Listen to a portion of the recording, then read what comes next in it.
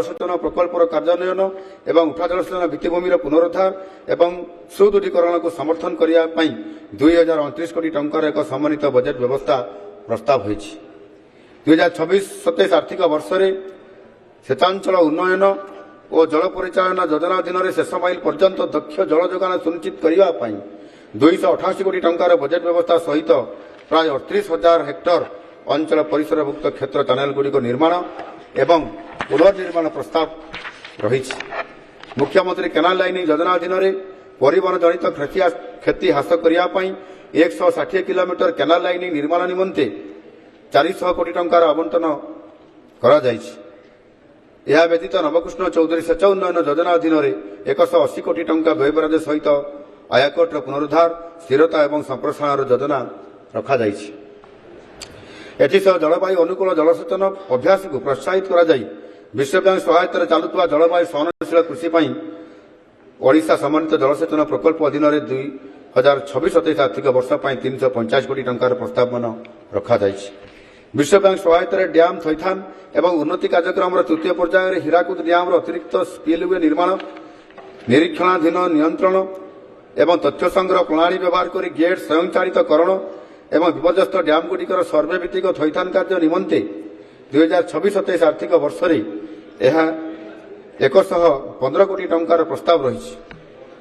प्रधानमंत्री कृषि सिंचाई योजना हर खेत को पानी अधीन 564 जलसेचन प्रकल्पर मरामती पुनर्निर्माण और पुनरुद्धार कार्य जारी रहिबो।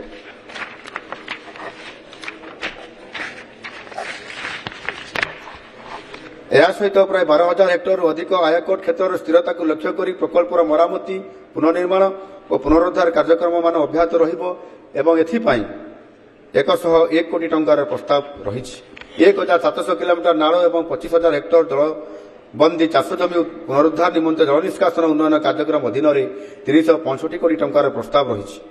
डैम बैरेज एवं अंतर्नदी जलभंडार 573 गेट गुड़ी को स्वयंचालितकरण कर दक्ष जल नियंत्रण 30 कोटी टंका बजेट व्यवस्था रही बेले गेटिंग ऑफ अनगेटेड स्पिलवेज योजना माध्यम प्राय 19,000 हेक्टर जमी स्थिरता और 2,750 हेक्टर जमी अतिरिक्त जलसेचन सुविधा सृष्टि करने 40 कोटी टंकार व्यवस्था रही। जल परिचालन दक्षता पारदर्शिता एवं सेवा वितरण पर सरकार सूचना प्रजुक्तिर उपयोग करुछंती। 2026-27 आर्थिक वर्ष में कमांड और नियंत्रण केन्द्र उपर ध्यान दिया जाय वास्तव समय बन्या पूर्वानुमान प्रकल्प अनुधान एवं केनाल परिचालना गो वाटर इट मॉड्यूल संपूर्ण कार्य दक्षता ब्यारेज अंतर्नदी जलभंडार गेट गुड़िकर स्वयंचालितकरण ओएलआईसी एक विकसित एमआईएस डैशबोर्ड एवं शिल्पजल जोगाण परिमाप आईओटी मीटर स्थापना इत्यादि पदक्षेप निमंते 10 कोटी टंकार बजेट व्यवस्था करा जायछि। माननीय बाचस्पति महोदय, सरकार ब्लू अर्थनीति ब्लू इकोनॉमी ढांचा अधीन ओडिशार मत्स्य चाष को अर्थनैतिक अभिवृद्धि एक मुख्य चालक भाव गढ़ी तोड़ा प्रतिश्रुतिबद्ध होगा सह 2027 सुधा कृषि जीएसडीपी 20-25% अंश हासिल कर लक्ष्य रखिछंती। एथिपाई मत्स्य एवं प्राणी संपद विकास विभाग 2019 कोटी टंका आवंटन करने को प्रस्ताव देउछि।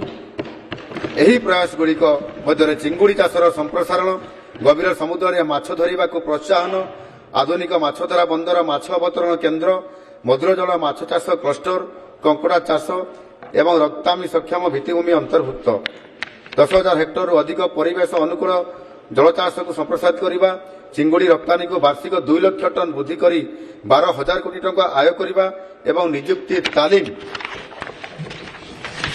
एवं उच्च आय माध्यम 2 लाख अधिक चाषी को उपकृत करने ओडिशा चिंगुड़ी मिशन लक्ष्य अटे।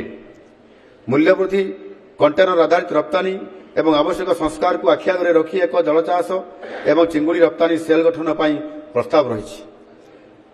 यथासंभव व्यवहार हो नथिबा उपकूल अंचल एवं गभीर समुद्र संपद को व्यवहार करी ओडिशार सामुद्रिक माछ उत्पादन को वृद्धि करने गभीर समुद्र माछधरा मिशन उद्देश्य 5 वर्ष मध्य 150 नूतन गभीर समुद्र जहाज निर्माण एवं 500 यांत्रिक डंगार उन्नतीकरण कर आधुनिक माछ बजार सहित पारादीप धामरा चांदीपुर एवं अस्तरंग बंदर विकास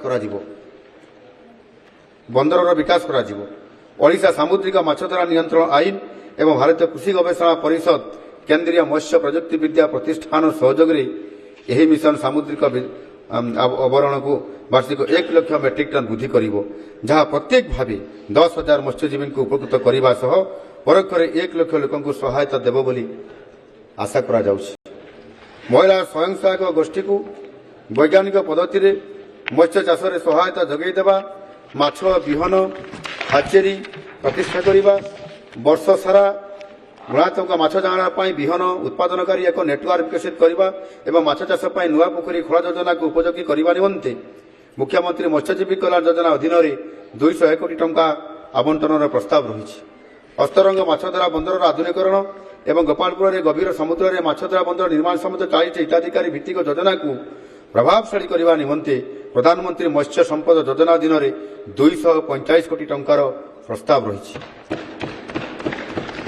प्राणी संपद उत्पादकता एवं कृषकों आय वृद्धि सह प्राणी चिकित्सा सेवा को मजबूत करने आम सरकार प्राणी संपद विकास अधीन एक व्यापक रणनीति प्रस्तुत कार्यकारी करुछन्ति।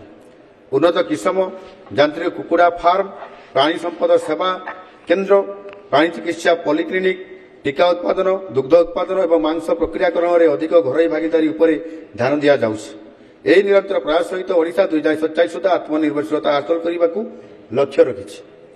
वार्षिक 1,700 कोटी अंडा, दिन को 274 लाख लिटर दुग्ध एवं 8 लाख मेट्रिक टन मांस उत्पादन करिवार लक्ष्य रखा जाइछि, जहाद्वारा पशुपालन ग्रामीण समृद्धि पुष्टि निरापत्तार एक प्रमुख स्तंभ में परिणत हो पारिबो। प्राणी संपद उत्पादकता वृद्धि एवं कृषकों आय को वृद्धि करने पदक्षेप निया जाउछि। आर्थिक वर्ष 2024-25 रे आरंभ करा जायतुवा मुख्यमंत्री कामधेनु योजना सहायता दुग्ध उत्पादन को वृद्धि करने 2026-27 आर्थिक वर्ष 168 कोटी टंका व्यय अटकल प्रस्ताव रही। प्राणी संपद विकास एवं कृषक सहायता को दृष्टि रखी प्राणी समृद्धि योजना 185 कोटी टंकार प्रस्ताव रही।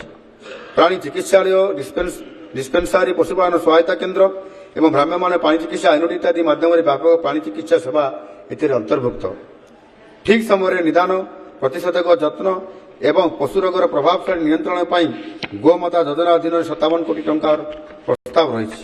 उन्नत प्राणी चिकित्सा सेवा वर्धित चाहिदा को पूरण करने सरकार फुलनखरा एक 24x7 रेफराल प्राणी चिकित्सालय प्रतिष्ठा करने को प्रताप देउछन्ति।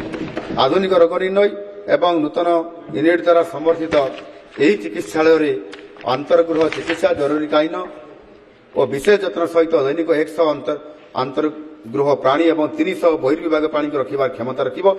एथिपाई बजेट रे 10 कोटी टंकार प्रस्ताव रही। कृषि और आनुषंगिक क्षेत्र में उच्चशिक्षा को मजबूत करने ओडिशा कृषि और वैषयिक विश्वविद्यालय अधीन शिक्षागत भित्तिभूमि को विस्तार करा जाउछि। मयूरभंज जिले में एक नूतन कृषि महाविद्यालय प्रतिष्ठा करने जमी चिन्हट एवं प्रस्तुति प्रक्रिया चली एवं एनिमत 2026-27 आर्थिक वर्ष 20 कोटी टंकार प्रस्ताव रही। यह व्यतीत आंचलिक दक्षता वृद्धि, गवेषणा को प्रोत्साहन एवं कृषि और आनुषंगिक क्षेत्र में कुशली मानव संबल विकास चिपिलिमारे एक पशु चिकित्सा विज्ञान महाविद्यालय, बलांगीर कृषि महाविद्यालय, सोनपुर एक मत्स्य विज्ञान महाविद्यालय प्रतिष्ठा करा जिवो। यही पदक्षेप गुड़िक मोट 30 कोटी टंकार व्यय प्रस्ताव रही। असहाय और जराग्रस्त पशु मान कल्याण आम सरकार नूतन मुख्यमंत्री प्राणी कल्याण योजना MPKY अधीन नूतन गौशाला प्रतिष्ठा, सेमानंकर खाद्य रक्षणाबेक्षण एवं स्वास्थ्य सेवा घरोई गौशाला को सहायता करने एक योजना आरंभ करिसेंति। आहत और असहाय पशु मान जरूरीकालीन स्वास्थ्य सेवा जोगाई देवाई सारा राज्य में टोल फ्री नंबर 1962 सहित 26 स्थान में आम्बुलांस सेवा सुविधा रही। एथिपाई 33 कोटी टंका व्यय बराद करा जायछि। माननीय बाचस्पति महोदय, सहयोग माध्यम समृद्धि द्वारा परिचालित होई आम सरकार समवाय संस्थागुड़ी को सुदृढ़ करने, सेवा प्रदान उन्नति आनिबा एवं सर्वसमेत ग्रामीण विकास को प्रोत्साहित करने दिगरे निरंतर रूपे चेष्टित। କୃଷକ ଏବଂ ଗ୍ରାମୀଣ ସମୁଦାୟଙ୍କର ପରିବର୍ତ୍ତନଶୀଳ ଭୂମିକାକୁ ସ୍ୱୀକୃତି ଦେଇ ସେମାନଙ୍କର ସଶକ୍ତିକରଣ ଏବଂ ସାମାଜିକ ଅର୍ଥନୈତିକ ପ୍ରଗତି ପାଇଁ ସମବାୟ ସମିତିଗୁଡ଼ିକ ଏକ ଗୁରୁତ୍ୱପୂର୍ଣ୍ଣ ମାଧ୍ୟମ ଭାବେ କାର୍ଯ୍ୟ କରି ଆସୁଅଛନ୍ତି। ମୁଁ 2026-27 ଆର୍ଥିକ ବର୍ଷ ପାଇଁ ସମବାୟ ବିଭାଗ ଅଧୀନରେ 2,334 କୋଟି ଟଙ୍କା ବ୍ୟୟ ବରାଦର ପ୍ରସ୍ତାବ ରଖୁଛି। ସମବାୟ କ୍ଷେତ୍ର ଅଧୀନରେ ଅମଳ ପରବର୍ତ୍ତୀ ଭିତ୍ତିଭୂମିକୁ ସୁଦୃଢ଼ କରିବା ଏବଂ ଦକ୍ଷ ସଂରକ୍ଷଣ ସୁନିଶ୍ଚିତ କରିବା ପାଇଁ ଆମ ସରକାର ଭାରତ ସରକାରଙ୍କର ବିଶ୍ୱର ସର୍ବବୃହତ ଶସ୍ୟ ସଂରକ୍ଷଣ ଏ ଯୋଜନାକୁ ସମର୍ଥନ କରୁଛି।